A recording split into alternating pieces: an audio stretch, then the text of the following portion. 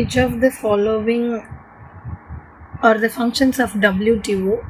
To facilitate the implementation, administration, and operation of trade agreement, to carry out periodic reviews of the trade policies of its member countries, to assist in the establishment of a multilateral system of payments, to promote international monetary cooperation.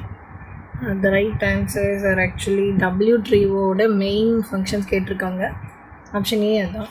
And trade அக்ரிமெண்ட்ஸை implement administrate பண்ண help பண்ணுது. Yes, WTO ensures member countries to follow the trade rules. Member கண்ட்ரிஸோட trade பாலிசியை review பண்ணுது. Option B, yes, that is also correct.